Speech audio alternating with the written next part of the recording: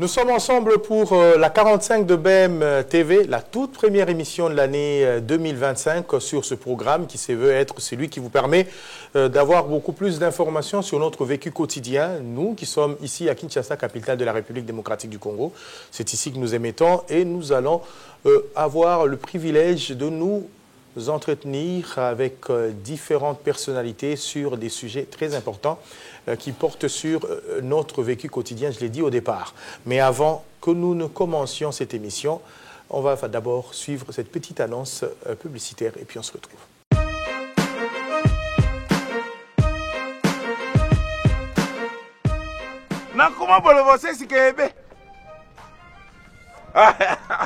Au cabinet na lebi munoka mboka esengo lekingai nakuma no somantu ne mboto mbyobe na bioki mayete.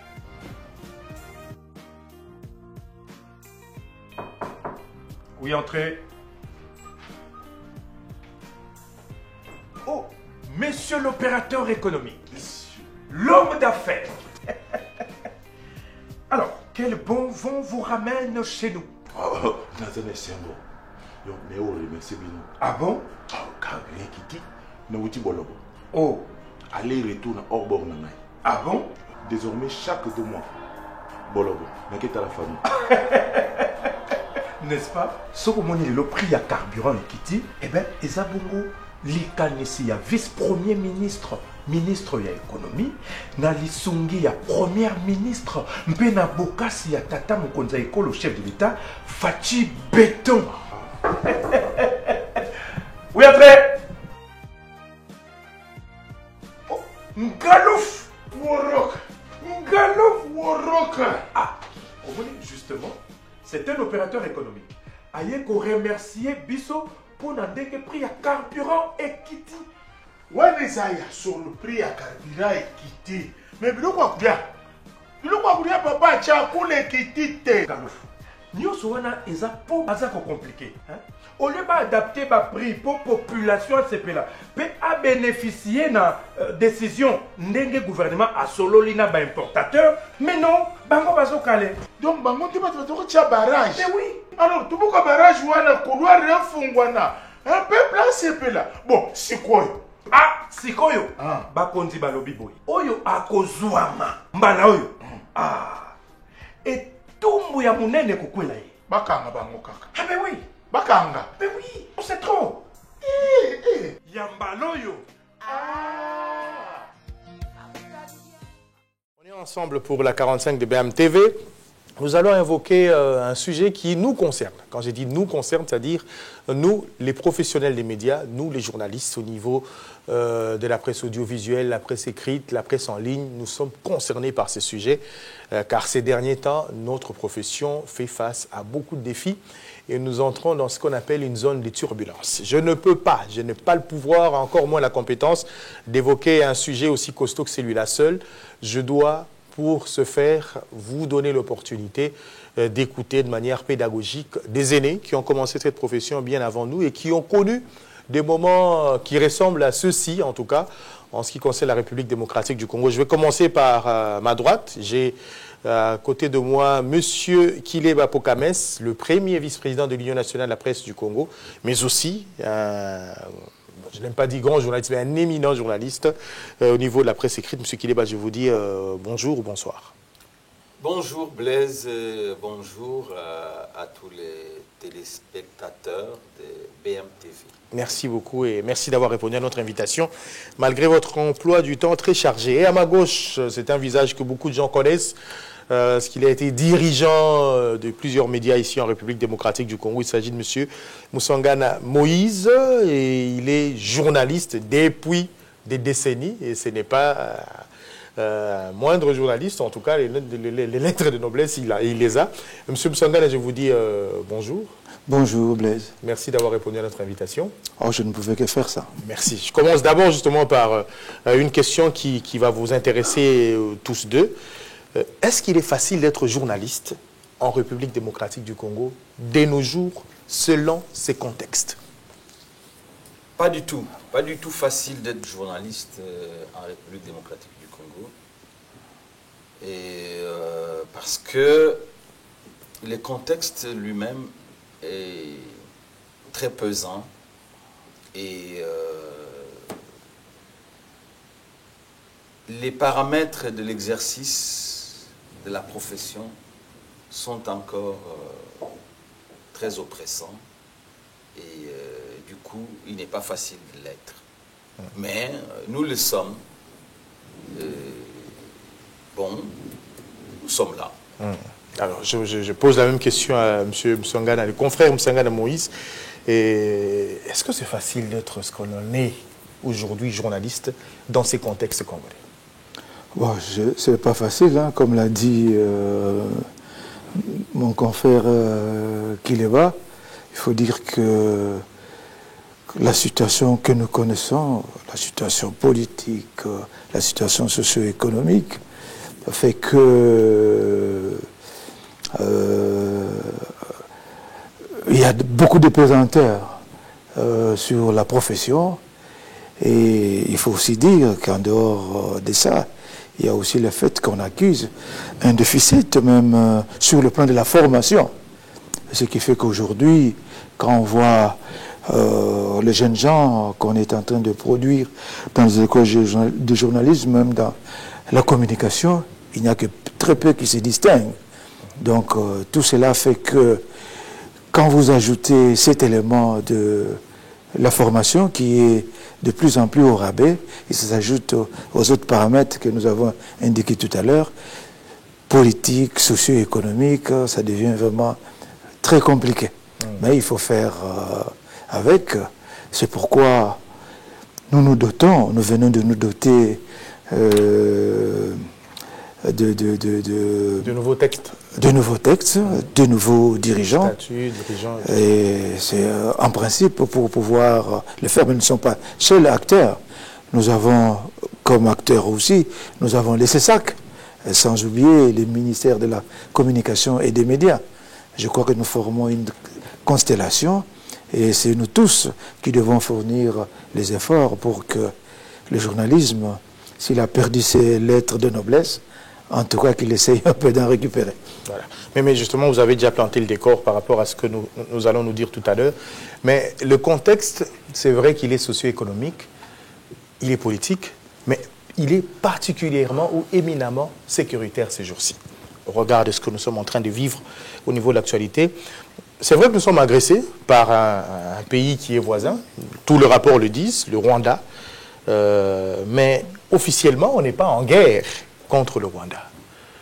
Alors, comment nous comporter? Quand j'ai dit officiellement, c'est-à-dire juridiquement, la République démocratique du Congo n'a pas encore déclaré la guerre au Rwanda. Semble-t-il que ça ne s'est dit plus officiellement comme c'était dans le temps, mais au niveau de la forme, c'est vrai que c'est vraiment, même si les frontières sont ouvertes, mais c'est vraiment la guerre. Alors, comment s'est comporté, nous journalistes, en ces moments? Je commence par vous, M. Kileba. Je vais peut-être vous surprendre. Et je vais surprendre aussi beaucoup de gens. J'ai toujours personnellement pensé que le journaliste devrait se comporter de la même façon, en temps de paix comme en temps de guerre. Parce que dans l'exercice de sa profession, en tout temps, il y a des bornes. Pour autant que le journaliste respecte ces bornes-là, pour autant qu'il navigue dans ces eaux-là, il sera toujours en sécurité, théoriquement. Donc, un journaliste qui travaille suivant l'éthique et la déontologie de sa profession, qui impose que tout soit respecté, y compris la loi, ce journaliste-là ne devrait pas se retrouver en insécurité. Même en temps de guerre. Si en temps de guerre, il y a des mesures qui relèvent du contexte, des mesures additionnelles qui restreignent la liberté à ce moment-là, le journaliste devra aussi apprendre à se réajuster un peu pour ne pas paraître en marge de la société.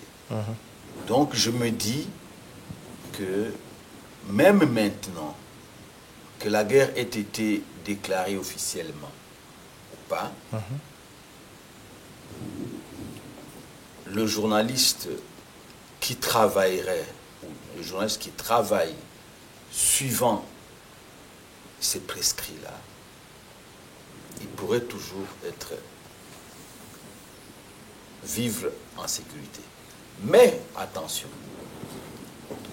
ça, il s'agit du journaliste. Mais le journaliste n'est pas un acteur isolé. Il agit dans une société où existent d'autres acteurs. Dans les cas d'espèce, il existe les services de l'État, il existe les forces de sécurité, il existe les forces ennemies. Mais leur comportement à eux, malheureusement, n'obéit ni à l'éthique du journaliste, ni à la déontologie du journaliste, parfois même, ni même à la loi. Alors à ce moment-là, le journaliste se retrouve en difficulté, non pas du fait de son comportement, non pas du fait de son travail, mais du fait du comportement des autres. C'est cela la crainte. Je vais donner deux petits exemples. Le premier, je le donne, par exemple, pour le cas de notre pays. Dans la partie qui est aujourd'hui occupée par l'armée rwandaise, qui s'est fait couvrir par... le M23, l'AFC. Par le M23, qui est en réalité un simple paravent.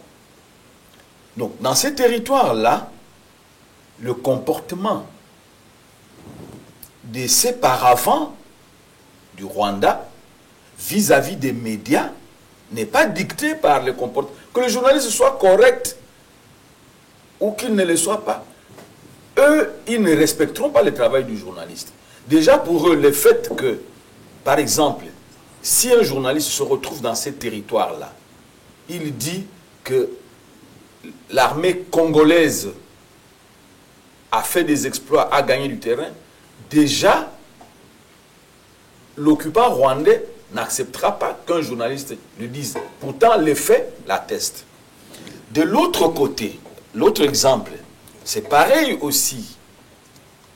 Du côté où nous sommes, quelques zélateurs voulant plaire peut-être au pouvoir sont capables de considérer que le fait qu'un journaliste ait donné une information qui n'a aucune influence négative sur la guerre, le fait donc qu'un journaliste ait donné une telle information pourrait constituer une faute. Et cela peut amener des difficultés aux journalistes. Donc c'est pour ça que je dis que le journaliste, lui, il n'a qu'à rester correct, respecter les b.a.-ba de son métier, travailler suivant tous les principes éthiques et respecter les prescrits de la loi. Et il sera en sécurité. Monsieur Moussangana Moïse. Oui, je crois qu'il faut d'abord, premièrement, définir les genres du conflit que nous connaissons.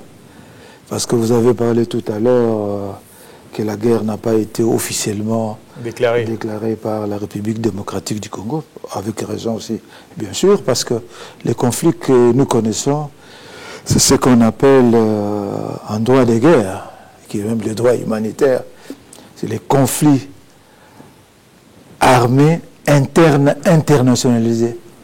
Ça veut dire quoi? Ça voudrait dire qu'il y a d'abord, dès le départ, des groupes nationaux qui étaient aux prises, et puis il y a des forces étrangères qui viennent se greffer sur une des forces. Donc officiellement, ces forces-là ne sont pas venues dans un pays, mais ils y sont du fait qu'ils sont venus se greffer sur une force locale, nationale, parlons de local, comme c'est le cas avec le M23 et consorts.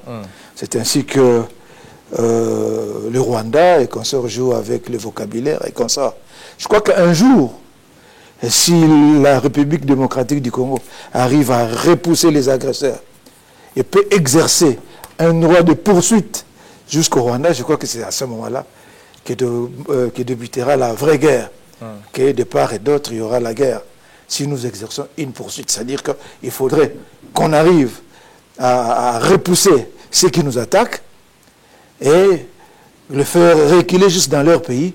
Et là, nous pouvons nous octroyer un droit de poursuite. Donc je crois que c'est pourquoi on n'arrive pas peut-être à déclarer officiellement la guerre, bien qu'il y a la présence avérée des troupes étrangères. Passons, mais de toutes les façons, de manière générale, parce que la guerre est aussi définie comme quoi, comme une occasion ou une circonstance qui donne lieu à des violences qui peuvent donner des dommages, qui peuvent donner lieu aux dommages sur le plan matériel, sur le plan humain et comme ça. Donc ce que nous connaissons dans le pays à l'Est donne lieu à tout cela. On peut parler d'une guerre, mais juridiquement parlant, ça pose problème. Et c'est là où ça pose problème. Parce que, comme venait de le dire M. Kileba et consorts, la guerre, c'est une période aussi exceptionnelle où nous perdons certains de nos droits et consorts. Mais il faut voir, même dans beaucoup de pays qui sont en guerre, comme aujourd'hui vous avez l'Ukraine, disons l'OTAN, par l'Ukraine interposée, qui est en guerre contre la Russie et consorts, vous allez voir que dans tous les pays de l'Union européenne, même aux États-Unis, quand on parle de cette guerre, quand on parle de cette guerre, on ne donne que ce que les gouvernements sont en train de dire. Oui, la ligne éditoriale a été éditée pendant cette période de guerre, oui. Et que tout ce qu'il y avait comme médias en rapport avec la Russie ont été fermés. Et même en France, il y a eu même des hommes politiques qui ont été bannis dans les médias. C'est l'exemple de Ségolène Royal. Au début de cette guerre entre l'Ukraine et la Russie, il est passé à la télé, j'ai perdu le nom, pour faire un commentaire qui n'a pas arrangé le gouvernement et comme ça. Il a été frappé d'embargo. Et je crois que comme il passe maintenant, il est de nouveau autorisé à passer. Donc, même aux États-Unis, qui sont le pays le plus démocratique du monde, il y a un domaine. Il n'y a pas une loi, mais les journalistes eux-mêmes, pendant la période de guerre, se censurent. Donc aujourd'hui, vous allez prendre même CNN, n'importe quel grand média américain, vous allez voir que la ligne éditoriale adoptée par ces médias par rapport au théâtre d'intervention de la main américaine, vous voyez qu'on met toujours les gants quelque part. Donc, c'est-à-dire que la guerre, c'est une période très très dangereuse où il faut vraiment mettre des gants pour pouvoir parler. Pour se censurer même, comme je l'ai dit, aux États-Unis, il n'y a pas une règle comme ça légale, en ce sens-là, mais les journalistes eux-mêmes se censurent. Maintenant, que faire? C'est ça aussi le problème par rapport à notre pays, la République démocratique du Congo. Parce que quand vous observez très bien, quand vous lisez peut-être les médias, vous suivez les commentaires, c'est aussi par rapport aux tendances politiques des uns et des autres. Donc, quand peut-être quelqu'un est pro, par exemple, régime Kinshasa, il a tendance à beaucoup appuyer tout ce qui vient du gouvernement et consorts. Quand on n'est pas pro Régime Kinshasa, on va à l'extrême. On va à l'extrême. Alors qu'on oublie quelque chose, que nous pouvons avoir beaucoup d'idéologies qui nous séparent, mais on a quelque chose qui nous unit, c'est le pays, c'est la nation. Donc il faut voir que nous avons tendance à oublier cela.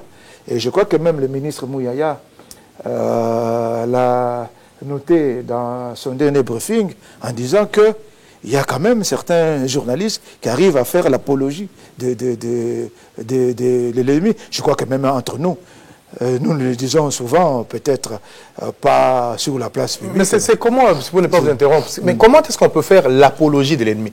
Est-ce le fait de donner l'information vérifiable, mais qui n'est pas en notre faveur, qui est compris comme étant une apologie de l'ennemi, ou bien c'est le fait de ne pas communiquer autrement? Vous savez, c'est pourquoi je disais que c'est très très compliqué, parce qu'il y a aussi ce qu'on appelle la propagande pendant la guerre. Ça touche peut-être ça touche peut-être à tout cela. Donc je crois que chacun, peut-être dans son éthique, dans sa conscience, sa déontologie qui est commune, bien sûr, devra savoir sur comment marcher peut-être sur les œufs sans les écraser. Comme Badibank. Donc, voilà, c'est quand même très, très, très difficile. Qu'est-ce qu'il faut faire? Est-ce qu'il faut peut-être briller dans le scoop? C'est ça aussi un problème. Un scoop peut-être qui peut être peut-être démenti quelques heures après, ou l'information s'est révélée vraie, mais considérée par l'armée ou comme le gouvernement comme une sorte de découragement des troupes sur le terrain. Voilà un peu... c'est sensibilité. Oui, c'est un terrain très très dangereux et je crois, et je pense que m'adressant à notre corporation, l'UNPC, ici représentée par son premier vice-président. Notre premier vice-président. Je crois qu'il y a beaucoup de choses qui nous manquent à nous aussi, journalistes, et que cela demande que pendant cette période, il y ait quand même certains séminaires qui doivent être organisés en la matière. Et peut-être là, on peut peut-être donner aux gens une certaine ligne de conduite, une certaine manière de se comporter. Parce qu'il faut savoir que nous ne sommes pas aussi un pays vieux que cela. On n'est pas habitué à des guerres à tout moment. Et voilà, peut-être que la situation, cette guerre-ci, quand elle a commencé peut-être en 1994, elle a commencé d'une certaine manière, elle a pris peut-être l'ampleur vers 1997 et qu'on sort. Ça s'est passé d'une certaine manière. On n'a pas vu peut-être... Et il faut dire qu'autrefois, parce que nous avons voulu, dans notre majorité, que Mobutu parte et qu'on sort, nous avons peut-être soutenu aussi les rébellions sans tenir compte des gens que les rébellions transportaient sur leur dos. Donc voilà. Donc on a soutenu l'AFDEL et on a perdu de vue que l'AFDEL, c'était un cheval de Troie et qu'il y avait le Rwanda derrière. Et aujourd'hui, ce sont aussi les conséquences de notre attitude à cette époque-là. Donc voilà, cela demande que les gens soient aussi formés et éclairés sur certaines situations. Okay. Donc voilà ce que je veux dire. Justement, on reste dans le sujet, parce que là je m'adresse à notre premier vice-président qui, lui, estime que le travail du journaliste, avant la période de guerre ou pendant la période de guerre, ne doit pas être différente. Mais est-ce démocratique? Est-ce que c'est démocratique de limiter la circulation des informations, ou pire, d'intimider les journalistes en cette période, et surtout quand ça ne vient pas des instances ou des organes dont nous sommes sous tutelle? Bon, intimider, ce n'est pas démocratique. Si vous parlez d'intimidation. Limiter limiter, vous savez, la liberté elle-même n'est pas absolue. Elle a des limites. Elle a deux limites. L'éthique et la loi. Si la loi vous dit qu'en période de guerre, il y a des choses que vous ne pouvez pas dire, que vous ne devez pas dire, et que vous le dites, vous tombez sous le coup de la loi. Ce n'est pas une limitation de la liberté du fait de la guerre. La loi existe déjà avant la guerre. Elle est là. Elle dit, voici comment vous vivez. Le jour où vous vous retrouverez en guerre, ne dites pas que les soldats ont fui. Dites que les soldats se sont repliés. Mais si vous dites en période de guerre que les soldats ont fui, les juges vous disent non, vous avez enfin la loi. Ce n'est pas une restriction. Ce n'est pas une restriction du fait de la guerre. Vous avez enfin la loi. C'est pour ça que j'insiste sur le fait que la liberté a deux limites. Elle a deux limites. La loi l'éthique et l'éthique. Je suis fondé de le dire et de le répéter, d'autant plus que dans l'exercice de la profession aujourd'hui, beaucoup de nos confrères, beaucoup de nos jeunes confrères surtout, usant de la toute-puissance,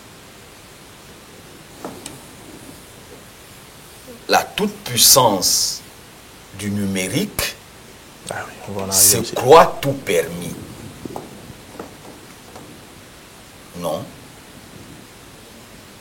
Ainsi, vous allez voir sur nos écrans de télévision,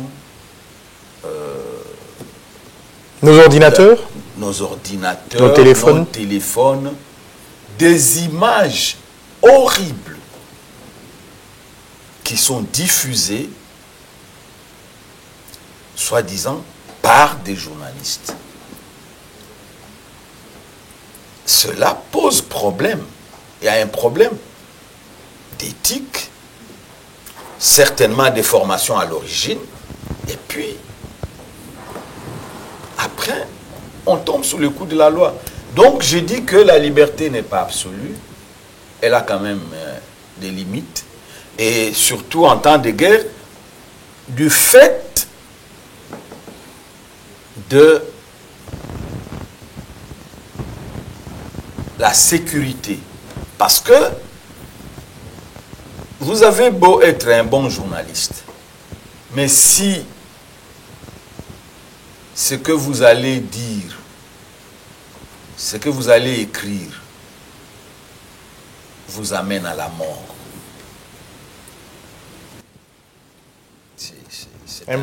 oui, il n'existe pas de bons journalistes morts. Voilà. Les bons journalistes sont vivants, me disait un de mes encadreurs.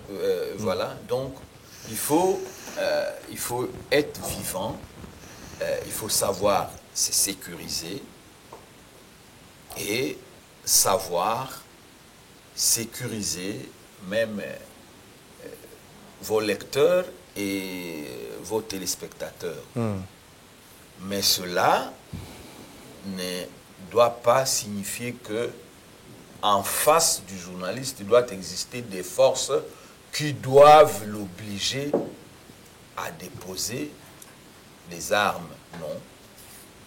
Non. Il ne faut pas contraindre le journaliste à vivre dans la peur. Le principe reste la liberté. Le principe reste la liberté. Et la liberté de presse, c'est celle sans laquelle les autres ne peuvent pas exister. Très bien. Merci beaucoup. Ne peuvent pas exister. Merci beaucoup. J'ai compris ce que vous vouliez dire comme précision. Mais nous avons une difficulté. Ce que vous dites là, c'est bien beau, mais c'est dans un contexte où il y a la toute-puissance de médias, où les médias constituent le quatrième pouvoir, où le journaliste est celui qui véhicule l'information, celui qui transporte l'information, et celui qui écrit l'information. Mais malheureusement, les contextes de la guerre en 94, comme on l'a dit, les contextes de la guerre en 97-98, où nous attendions des médias, le rapport ou les informations sur la guerre, ce n'est plus le même. Vous avez parlé de l'Internet. Maintenant, aujourd'hui, nous avons des journalistes qui peuvent être un bouvier, qui peuvent être un maçon, un cordonnier, quelque part dans le Massimanimba, voyant les troupes arriver, peut filmer et balancer sur les réseaux sociaux.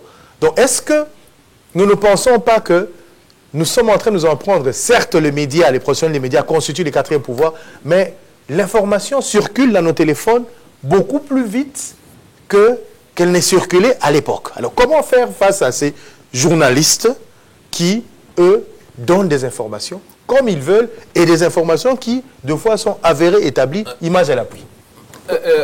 Non, Blaise, attention, je crois qu'il y a un peu, il y a de la confusion dans l'acception des mots. Les supports numériques sert certes aux journalistes, mais il ne sert pas qu'aux journalistes. Très bien. Le bouvier qui vous envoie l'image de Massimanimba pour vous dire que les troupes rebelles sont entrées dans la ville de Massimanimba, il n'est pas journaliste. Ce n'est pas parce qu'il vous a donné une information qu'il devient journaliste. Et là-dessus, nous devons faire attention. Nous devons faire attention parce que le numérique a amené beaucoup, le numérique nous a beaucoup amené, mais le numérique a amené beaucoup de métiers. Mais tous ces métiers-là, ce n'est pas des journalistes. Ce n'est pas des journalistes. Nous parlons de journalistes. Nous ne parlons pas du bouvier qui envoie les informations. Je peux aujourd'hui, pour avoir les informations de mon village, appeler n'importe qui dans mon village. Il m'envoie des images pour dire voici comment les villageois du village voisin ont décimé les cheptels de notre village. Quand il m'envoie ces éléments-là, lui ne devient pas journaliste. Le journaliste, c'est moi. Lui, il reste la source pour moi, mais lui ne devient pas journaliste. Quand bien même il aura distribué ça à plusieurs autres personnes, ce n'est pas ça qui fait de lui journaliste. Mais l'information qui circule, bon, c'est vrai qu'à l'époque, on qualifiait d'information ce qui est rendu par les journalistes, mais le fait, si on doit s'en tenir à ce fait-là, quand il est vrai, il est établi, il est avéré, n'est-ce pas que le costume, aussi mal porté soit-il, par le bouvier, a une connotation plus ou moins informative vis-à-vis du public, vis-à-vis de l'opinion? Oui, mais vous savez, toujours dans cette même dynamique, il y a des gens qui, après avoir vu des images sur la toile, vous appellent peut-être vous. Est-ce que c'est vrai? Donc ça, c'est pour rejoindre un peu ce que mon confrère venait de dire. Donc ça voudrait dire que le fait que cet pas ait envoyé ces faits-là, il n'est pas journaliste. Encore faut-il que maintenant, parce que le journaliste, quand il a une information, il sait comment il la rend. Il sait comment il la rend. Comment il oppose les sources pour se rassurer de la véracité des faits et comme ça. Mais il y a quelque chose. C'est parce qu'aujourd'hui, parfois parmi nous, qui nous disons journalistes, il y a effectivement des gens qui font la même chose que ces bouviers-là. Et c'est là où il y a le problème. Donc si nous ne faisions pas la même chose que ces bouviers-là, je crois que les gens devaient revenir aux médias pour se rassurer, pour confirmer et comme ça. Mais malheureusement, il y a aussi un mal quelque part qui est dû à nous-mêmes. pourquoi il y a beaucoup de paramètres qui expliqueraient cela. Donc c'est pourquoi, c'est pas pour rien que nous sommes organisés dans une organisation. Nous avons jugé que cette organisation avait du plomb dans l'aile. Nous avons voulu la révolutionner. La redynamiser, oui. La redynamiser. Donc voilà. Donc, ce dont nous sommes en train de débattre maintenant, ça doit être tout un programme pour notre organisation. Parce que on peut désorienter toute une population à partir des informations qui ne sont pas vraies. Quand bien même ces informations peuvent être vraies, mais la manière dont ils sont rendus peut-être alarmistes et consorts peuvent produire d'autres effets que les effets attendus.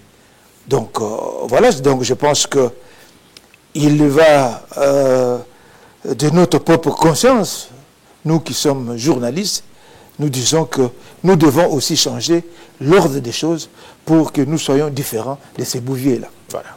Alors, je voudrais qu'on mette on a suffisamment, vous avez avancé suffisamment d'arguments pour nous donner du moins vos avis par rapport à la manière dont nous, journalistes, devrions nous comporter en ces instants délicats, parce qu'ils les sont. Mais, au-delà de tout, en 3 mois, nous avons connu des cas dramatiques. On doit le dire ainsi. Nous avons perdu une consoeur ici à Kinshasa, Jemima. Nous avons perdu un confrère, Adonis Numbi, à Lubumbashi. Et tous deux sont assassinés, s'il faut le dire ainsi, ou bien sont morts dans des circonstances tragiques. Le banditisme urbain, on doit en parler parce qu'il y a eu usage des armes blanches. D'abord pour notre consoeur ici à Kinshasa, et puis Jemima. Et puis il y a eu des images horribles de Adonis Numbi. D'ailleurs, la presse à Lubumbashi a été dans la rue, réunie au sein de l'Union nationale, la presse du Congo, a marché pour aller déposer un mémorandum auprès de l'Assemblée provinciale, puis aujourd'hui, jour où on tourne cette émission, auprès du gouvernorat. Quel commentaire vous allez émettre par rapport à que les journalistes soient tués par des machettes, telles des vaches, comme c'est le cas à Lubumbashi. Ici, des circonstances tragiques pour Jemima et tout ça, qui revenait du travail. Quel est le commentaire que vous pouvez émettre par rapport à cette situation? Ok, merci Blaise. Commençons par l'actualité, donc le cas de notre confrère Adonis, qui est un vrai problème. Et, pour l'instant, en l'absence de toute information fiable, de tout élément d'enquête disponible sur les mobiles de ceux qui ont perpétré cet assassinat odieux, je me garde de tout commentaire. Je me garde de tout commentaire. Seulement, je me permets de dire ceci. Il n'est pas acceptable qu'un journaliste soit tué dans la rue. Tout comme d'ailleurs, il n'est pas acceptable que tout autre citoyen soit tué dans la rue par des bandits que l'on ne sait pas identifier. C'est inacceptable. Inacceptable. Malheureusement, je ne veux pas noyer le poisson dans l'eau. Malheureusement, ça arrive souvent dans notre pays. Notre consoeur de la RTNC est quasiment décédée, Jemima est quasiment décédée dans des circonstances similaires jusqu'aujourd'hui. je n'ai pas appris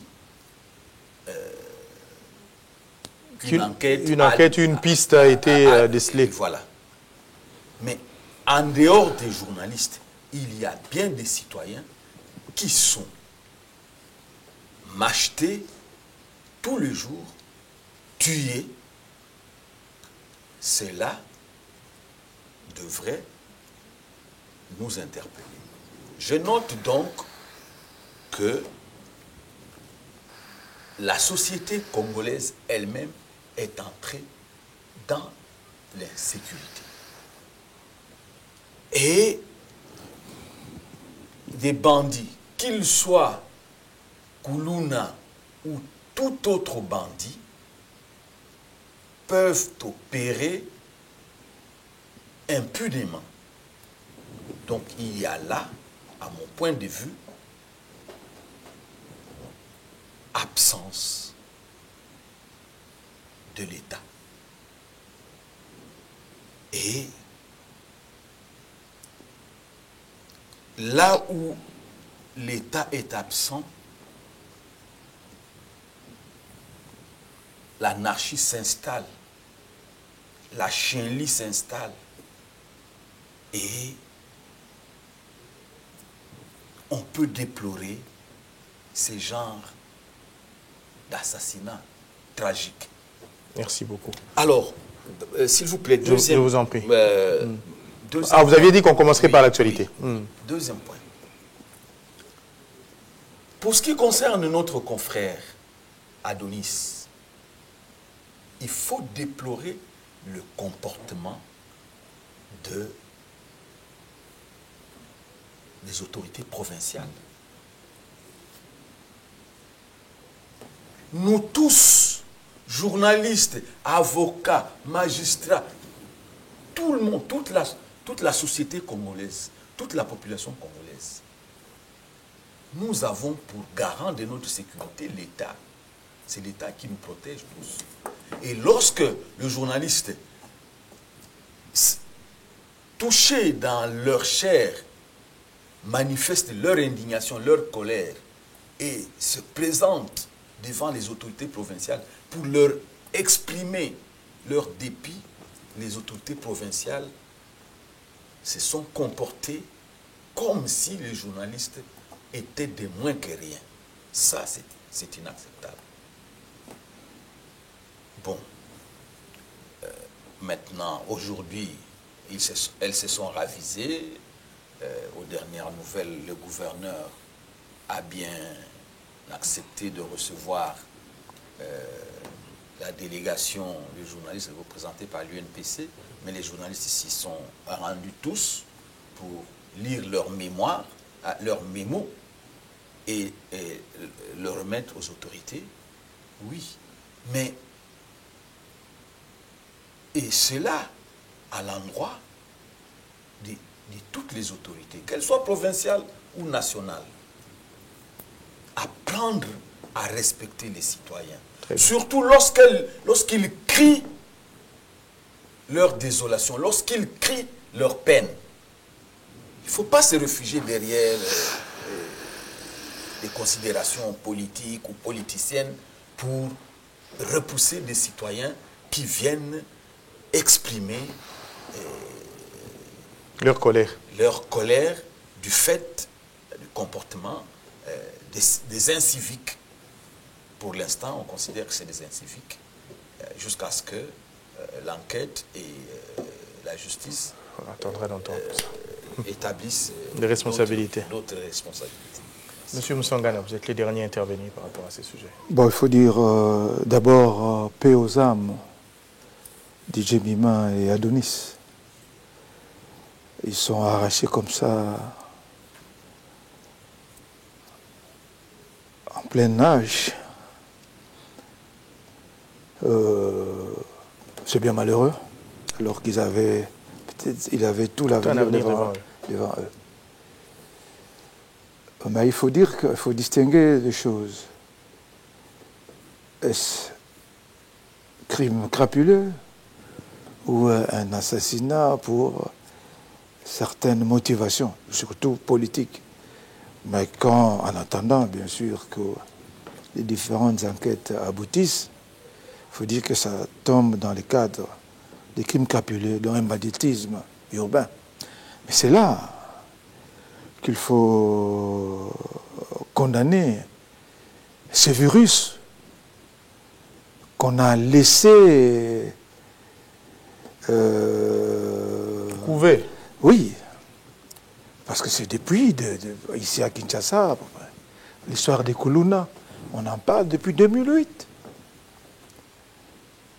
C'était encore un petit feu qui était en train de s'allumer, mais on a laissé ce feu-là s'allumer au point que aujourd'hui, on est peut-être devant des maniaques.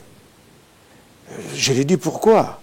Parce que j'ai suivi des images sur la télévision, je crois nationale, quand le ministre Moutamba est allé assister au départ de ces jeunes gens à Anguinga. Il y a un jeune homme qui, en passant, a dit « Manda, il est tapé ici, là-bas ». Donc, jusque-là, c'est-à-dire qu'il n'a pas compris la gravité du fait qu'on lui reproche. Alors, c'est là tout le problème. Comment on a laissé, nous avons laissé, de telles attitudes prendre des racines dans ce pays, au point qu'on dit à quelqu'un que tu vas aller là-bas, tu es condamné à mort, on va te tuer, il dit, mandat, il est tapé ici, là. Donc, ça, vraiment, j'allais tomber de nu. Mais c'était un véritable problème de société. Un véritable cancer. Un véritable cancer. Donc, il faudrait qu'on se réveille pour pouvoir trouver des solutions à ces fléaux. L'État, et nous tous, parce que l'État, finalement, c'est nous tous aussi, mais il y a des gens qui ont des responsabilités. D'abord, parce qu'ils ont été investis de pouvoir pour pouvoir diriger la société. Et il y a nous aussi que ces gens-là dirigent. Je crois que nous avons ces devoirs pour nous attaquer vraiment à ces cancers-là. Parce que si on y fait garde, je ne sais pas qu'est-ce que sera la société demain. Parce que nous risquons d'arriver à la situation d'Haïti. Ah, ça a commencé comme ça. Oui, où ces jeunes-là, demain, parce qu'aujourd'hui, ils n'ont que des armes blanches. Mais demain, n'oubliez pas que nous sommes aussi dans un pays où on peut avoir une arme facilement. Vous êtes dit qui vous? Moi, j'ai fait des tours aussi. Vous savez qu'à Goma, par exemple, quelqu'un peut aller louer une arme chez les militaires à $10 pour aller faire un coup. C'est vrai. Donc, vous voyez, donc, je crois que nous devons faire tous un effort pour arrêter ces fléaux. Parce que demain, si ces jeunes gens ont des armes, ça sera comme en Haïti et ça sera désespéré. Merci beaucoup. Nous avons heureusement, nous pensons que les autorités vont mettre toutes les batteries en marche pour réaliser les objectifs poursuivis par les opérations Zéro, Kuluna et Ndobo. C'est comme ça que ça s'appelle. Merci d'avoir répondu à ce rendez-vous, estimé aîné dans la profession. Je pense que nous avons pu passer en revue tout ce que nous devons, nous journalistes, prendre comme mesure pour que nous demeurions toujours actifs et prêts à répondre aux attentes de la population, donner l'information. La liberté, elle est là, elle existe, mais elle a aussi des limites. On a parlé de l'éthique et de la loi, mais il y a aussi ces œufs sur lesquels nous devons marcher, nous comme journalistes, car la situation est délicate.